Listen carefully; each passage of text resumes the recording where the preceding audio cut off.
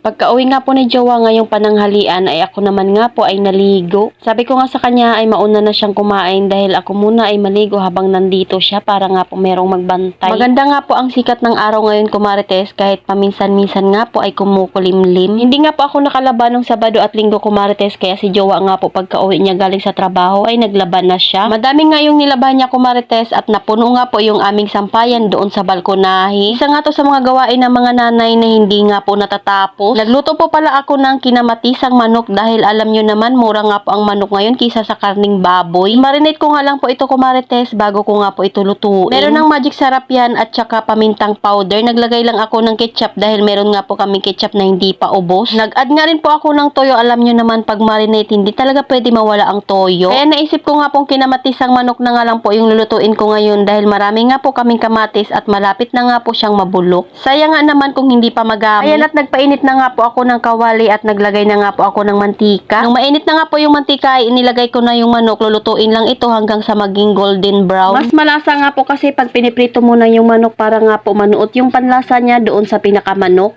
So ayan, syempre kailangan nating takpan para mas mabilis nga po siya maluto. Dahil naglabasan nga po yung pinakasos doon sa manok, kumarites, kaya tinanggal ko rin po iyan pagkatapos ko nga pong baliktarin. Pero hindi nga po natin pwedeng itapon yung mga sabaw niyan, kumarites, dahil gagamitin pa natin iyan. I-try nyo na nga yung ganitong lutuin, kumarites, napakamura na nga at talaga namang napakasarap. At dahil golden brown na nga po ito, kaya kailangan na nating tanggalin. Igisa nga po natin yung mga ingredients dito, kumarites, sa ating pinagprituhan ng manok. Ang ganda talaga ng kawali, kumarites, dahil tingnan nyo naman wala talagang dumikit doon sa aking pagkaprito. Igigisa ko nga rin po dito, kumarites, sa pinagprituhan ng manok yung mga bawang, sibuyas, luya at bell pepper. So ayan, sabay-sabay na nga natin ilagay yung mga iyan, kasama na nga po yung kamatis. Add nga lang po ako ng kaunting sabaw dahil tuyo na nga po yung pinakamantika niya. Timplahan ko lang ng magic sarap, kumarites, para naman mas malasa nga yung mga kamatis. Pag nasautay na nga po yung kamatis at saka yung bawang at malambot na nga rin yung kamatis, pwede na natin ilagay yung pinaka-sauce. Gumamit nga lang ako, kumarites, ng maliit na tomato sauce para mas malasa nga po yung pinakasabaw niya. Nasa 17 pesos lang naman ito at hindi talaga kayo mapapamahal. Halo-haloin lang natin ng kaunti para mag-mix nga po yung mga panlasang inilagay ko at pwede na nga pong ilagay yung manok. Mabilis nga lang po siyang lutuin at simple lang yung mga ingredients na kakailanganin mo. Dahil wala nga po akong cornstarch, kumarites, yung hinalo ko nga po doon sa sabaw ay chicken breadings na lang. Para medyo lumapot nga po yung pinakasabaw niya. Ito nga po yung pinagbabaran ko ng manok kanina. Yung katas nga po na lumabas kanina nung habang nagpiprito ako. Ayan, at mag-a-add nga lang po ako ng toyo, kumarites, para mas malasa nga po siya. Hindi na nga po ako gumamit ng asin.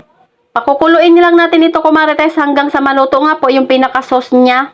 Siyempre, kailangan nating takpan iyan. Pansin nyo, kumarites, talagang walang dumidikit doon sa kawali natin kahit nga gumamit tayo ng kamatis. Alam naman natin na pag gagamit tayo ng kamatis, talagang madikit siya sa kawali. Nag-add nga lang po ako ng siling green para mas malasa nga po siya. Ayan, at luto na nga po yan, kumarites. Tara at kumain na tayo. Salamat sa panonood. Follow for more. God bless us.